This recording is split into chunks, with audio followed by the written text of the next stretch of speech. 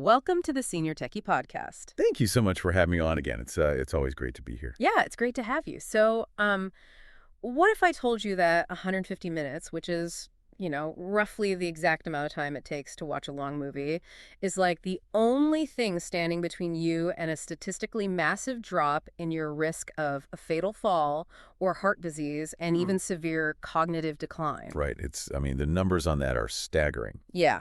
And so if you are an active senior out there looking to maintain your edge, or maybe you're a caregiver helping a family member stay independent, you are exactly in the right place.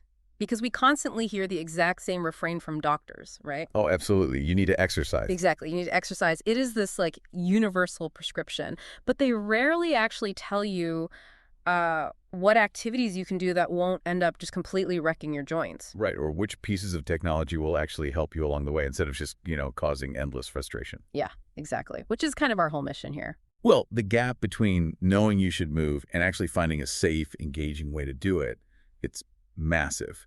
When you look at the clinical data from the Centers for Disease Control and Prevention, they officially recommend 150 minutes of moderate activity per week for adults over 60. Right. And hitting that baseline, it fundamentally changes your health trajectory. How so? What are we actually seeing? Well, according to data from places like Mather Hospital, we see measurable improvements in balance, sharpened cognition, and honestly, a very real boost to overall mood. The human body is designed to move, and when we stop, the stiffness and the loss of mobility happen much faster than most people anticipate. Wait, okay, but let me push back a second. 150 minutes. Yeah.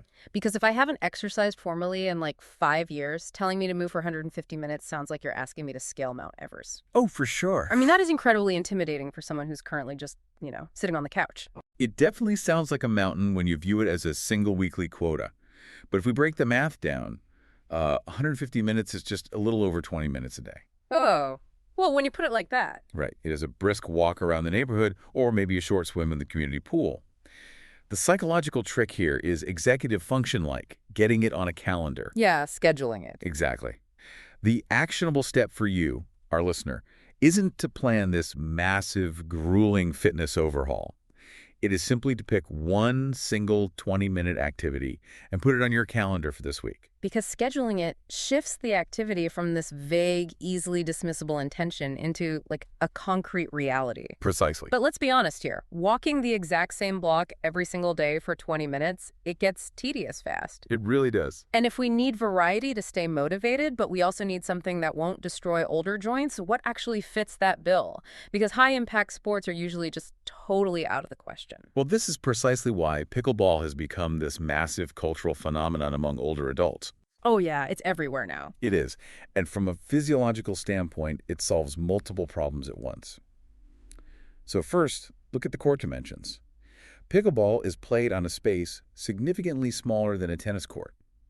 Right. And that translates to drastically less running. And less running means a massive reduction in the repetitive impact pounding on the knees and hips. Plus, the equipment and the rules change the mechanics of the game too, right? Because you're using a solid paddle and a lightweight plastic ball instead of this heavy rubber tennis ball. Yeah, exactly. But the most critical anatomical modification is the serve. Oh, really? Yeah. Pickleball mandates an underhand serve. Serving a tennis ball overhand puts immense explosive strain on the shoulder joint. Which is awful as you get older. Right. The underhand serve bypasses that stress entirely, making it so forgiving that individuals recovering from hip or knee replacements often use pickleball as their very first re-entry into active sports. Wow, that's amazing. So mechanically, what we're talking about with the shoulder is the rotator cuff. For those listening, the rotator cuff is basically a delicate group of rubber bands keeping your arm bones snug in the shoulder socket. That's a great way to put it. Right. So serving a tennis ball overhand repeatedly can snap or fray those rubber bands, whereas an underhand swing just, gently stretches them. That is a highly accurate way to visualize it. Yeah. You are protecting the joint while still getting the cardiovascular benefit. And beyond the physical, the cognitive engagement is profound. Yeah, I always say it's like playing high-speed physical chess on a miniature court. I love that. It engages the brain just as much as the body. You are making these split-second decisions, relying on hand-eye coordination, and just constantly trying to read your opponent's next move. Right, you are actively firing off complex neural pathways, Mhm. which research suggests is a major factor in staving off cognitive decline. Add in the social element, people laughing, connecting, building a community, and you have a habit that sustains itself. And people can actually use the USA Pickleball Place to Play locator online to find open courts and beginner groups in their area. Yeah, it's a great resource. Pickleball is fantastic, but inevitably, players hit a frustrating wall. They always do. You play a few times a week, you practice, but you just aren't getting any better. So, how do we break through that plateau without getting overwhelmed? And how do we bring technology into the mix to actually help us learn? Right. But wait, before we explain the digital resources, a core part of our mission here at the Senior Techie is making sure nobody gets left behind by confusing jargon. Oh, absolutely. So let's clearly define 3 technical terms we are about to use, using real-world physical analogies. Sounds good. First up, a Substack. A Substack is simply a newsletter platform. Think of it like subscribing to a highly specialized magazine that, instead of being dropped in your physical mailbox by the postman, just gets delivered directly into your email inbox. Perfect. And the second term we'll use is GPS, or a global positioning system. Right. And I want you to imagine GPS as an invisible digital breadcrumb trail that connects to a map in the sky. As you walk, it tracks exactly where you went, laying down those breadcrumbs so you can see your exact route on your phone later. It's very handy. And finally, fall detection. When we mention this feature on a smartwatch, think of it as a digital guardian angel sitting right there on your wrist. It uses sensors to physically feel if you've taken a hard, sudden tumble, and it can automatically call for emergency help if you don't respond to it. Having those definitions clear is so vital. Definitely. So returning to that frustrating plateau on the pickleball court, players get stuck because they are blindly repeating uncorrected habits. Breaking through requires structured skill building, which brings us to an excellent digital resource Bob Savar's Substack newsletter called Elevate Your Pickleball Game. Oh, I heard of that one. Yeah, Bob is a certified instructor, and every week he publishes a highly focused breakdown of a single skill for 3.0 to 4.0 level players. He identifies common mistakes and provides clear, simple drills to fix them.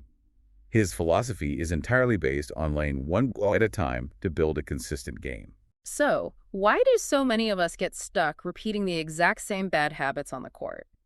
And how does this one break at a time method actually break that cycle neurologically? Well, it comes down to how our brains encode motor skills. When you just go out and casually bat the ball around, your brain relies on whatever physical movement feels most familiar, even if the mechanics are completely wrong. Right, because it's the path of least resistance. Exactly. The more you repeat that flawed motion, the deeper the neural groove becomes in your brain. Bob Savar's method forces you to stop playing full games and isolate a single movement. Consciously practicing just one correct drill interrupts the automatic bad habit and forces the brain to build a new, healthy neural pathway. Oh, okay. So it's like driving on a muddy dirt road. Yeah. If you keep driving in the exact same rut, the tire tracks get so deep that you eventually can't steer your car out of them even if you try. Yes, exactly. So Bob's method essentially forces you to pave a brand new road entirely rather than fighting the old ruts. Yeah, it's a perfect way to visualize motor learning. Well, if Bob's newsletter gives us the blueprint for the bricks, how do we use wearable tech to measure if we're actually building the wall straight? Because there is a mountain of hardware out there. For sure. And frankly, a lot of it just looks like overpriced step counters. Aren't I better off just saying, I played hard today, I broke a sweat, I feel good, and just leaving it at that? I get that a lot. But the difference between guessing and knowing is profound when it comes to human physiology, especially as we age. Let's look at the mechanism of a modern fitness tracker. It is not just counting steps. Okay, what else is it doing? Devices like the Fitbit Charge 6, which is usually under $200, use optical heart rate sensors.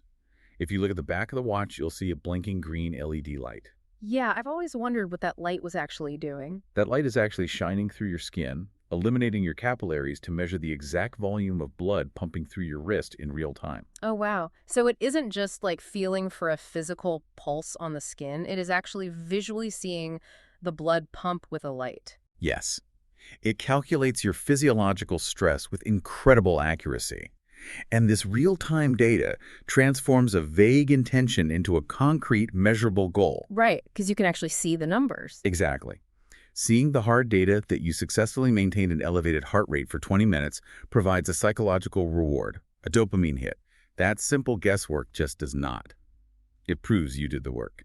That makes total sense, and it's why we at the Senior Techie really champion tech that is genuinely useful, not just a gimmick. We want tools that give us real agency over our health. Exactly. Now, you mentioned the Fitbit Charge 6. For those deep in the Apple ecosystem, the Apple Watch SE runs about $239 and adds that fall detection we talked about, our digital guardian angel. Yep, great choice. And for hikers, the Garmin Venu SQ2 has phenomenal GPS for our digital breadcrumb trails, plus like an 11-day battery life. And beyond the hardware on your wrist, your smartphone can be an incredible diagnostic tool all on its own. Oh, really? Yeah, there is an app called PB Vision. It uses your phone's camera to record your pickleball games and then actively analyzes your shots so you can see what you're actually doing on the court rather than what you think you're doing. Oh, that's brilliant. And OnForm is another app that records your swing or footwork in slow motion. Which pairs perfectly with that Substack newsletter. Exactly. You read the drill about laying the brick, you record yourself, and you visually confirm if you are paving that new dirt road correctly or if you're slipping back into the old ruts. Precisely.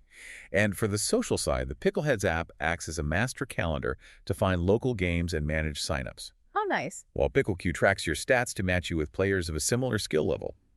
And crucially, none of these require a computer science degree. Oh. If you can use your smartphone to check an email, the interfaces on these apps will feel completely intuitive. Okay, so pickleball and video analysis apps are fantastic, but not everyone's joints can handle lateral stop and start motion, no matter how small the court is. That's very true. How do we get these same cardiovascular and cognitive benefits if we need absolute zero impact options? Walking and hiking are the ultimate low barrier entry points. Pair a walk with a GPS on a Garmin or Apple Watch to track your distance over time. Right. Nice and easy. But for true zero impact, swimming and water aerobics are just unmatched. The buoyancy of the water completely removes the stress of gravity from arthritic joints, while the water itself provides heavy, full-body resistance training. And we can't forget golf. Oh, yeah. If you skip the golf cart and choose to actually walk the course, you are getting fantastic cardiovascular work.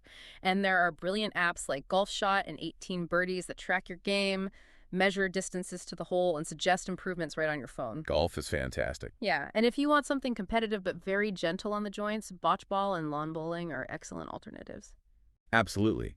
And if the primary goal is improving balance to prevent falls, which is honestly one of the most vital metrics for longevity, Tai Chi and outdoor yoga are incredibly effective.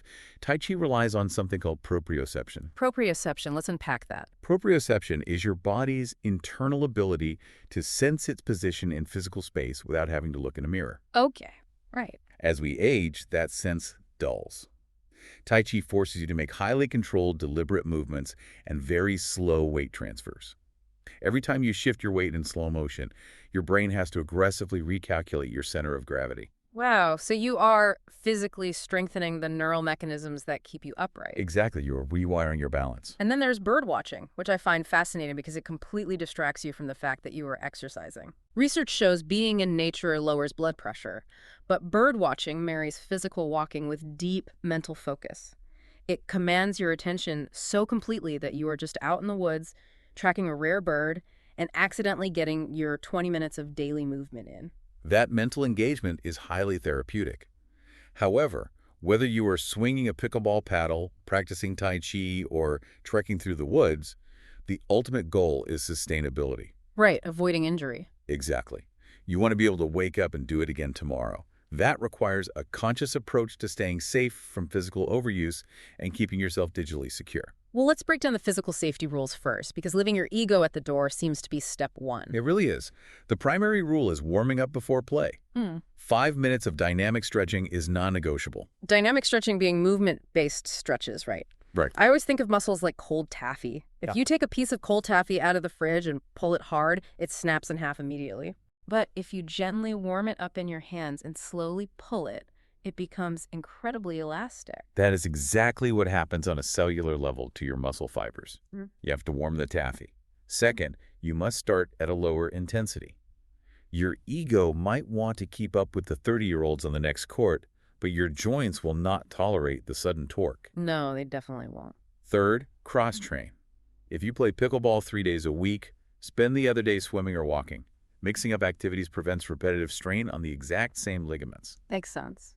And finally, consult a doctor to establish your health baseline, especially regarding recent joint surgeries or any cardiovascular history. Let's bring the gadgets back into the safety conversation. Say I'm out on the court. I feel totally fine, my energy is up, but my wrist tracker says my heart rate is spiking into a red zone. Right. How much should I trust a piece of consumer electronics over my own body's signals? You should trust the gadget enough to immediately call a timeout. Really? Yes. This is one of the most critical insights about aging and exercise. As we get older, our perception of exertion can lag significantly behind our actual physiological stress. Oh, interesting. In the heat of a game, your body floods with adrenaline. Adrenaline is a powerful painkiller and stimulant. It masks fatigue. So my brain is actively lying to me, telling me I feel fine, while my heart is actually redlining. Yes, your adrenaline blinds you to the stress. The smartwatch, using that green optical light we discussed earlier, does not feel adrenaline. It only sees the objective truth of your blood flow. Wow. If your watch shows your heart rate has spiked into a dangerous zone, sit down and drink water. Watch the screen until your heart rate recovers. The gadget is an objective truth teller that sees past your biological blind spots. That is a massive aha moment. The gadget isn't just logging steps, it's protecting us from our own adrenaline. Exactly. And speaking of protection, we also have to safeguard ourselves digitally, right? We are spending more time online, downloading these analysis apps, and signing up for instructional newsletters. Being proactive about your digital safety is just as important as warming up your physical muscles. For trustworthy, heavily researched exercise guidance, the National Institute on Aging at the NIH offers incredible free digital guides specifically designed for older adults. That's a great resource. It is. Conversely, active seniors are frequently targeted by tech scams. If you ever encounter a suspicious email, a fake app, or a compromised website, report it directly to the FBI's Internet Crime Complaint Center. Their website is ic3.gov. It really is all connected. We are out here navigating a world that requires us to maintain both our physical hardware, our bodies, and to safely use the digital hardware on our wrists. Beautifully said. And that leads to a thought I want to leave you, our listener, to mull over as you plan your 20 minutes of movement this week.